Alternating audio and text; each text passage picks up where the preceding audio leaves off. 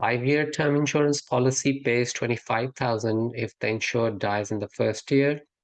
Benefit declines by 5,000 per year for each of the next 4 years. In each of the 5 years, the probability of dying is 0.01 given that the insured is alive at the beginning of the year.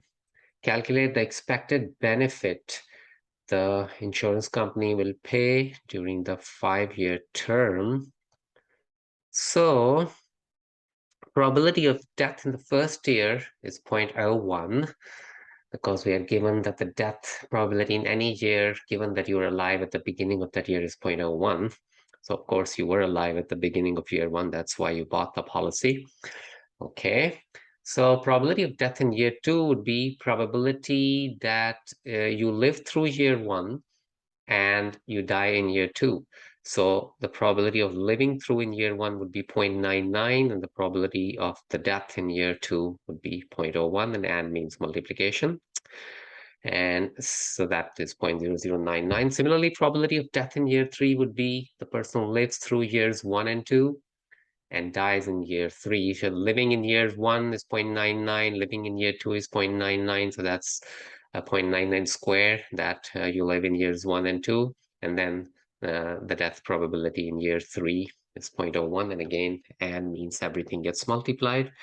So we get 0.0098. Similarly, death in year four would be living through years one, two, three, and dying in year four. So living in years one, two, three is 0.99 cube, and death in year four is 0.01, and same for year five.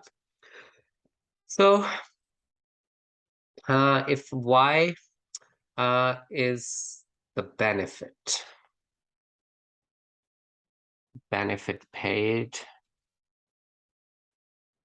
by the company, then we have to find the expected value of Y. So expected value of Y would be the summation of benefit if death happens in year K times the probability of death in year K. And our typical discrete expectation formula.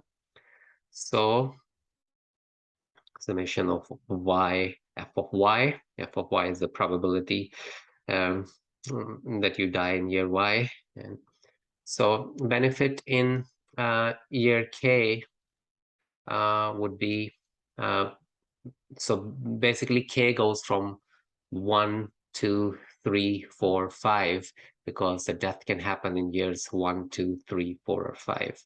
So if the death happens in year one, then the benefit is 25,000 as given in the problem, 25,000 if the person dies in the first year.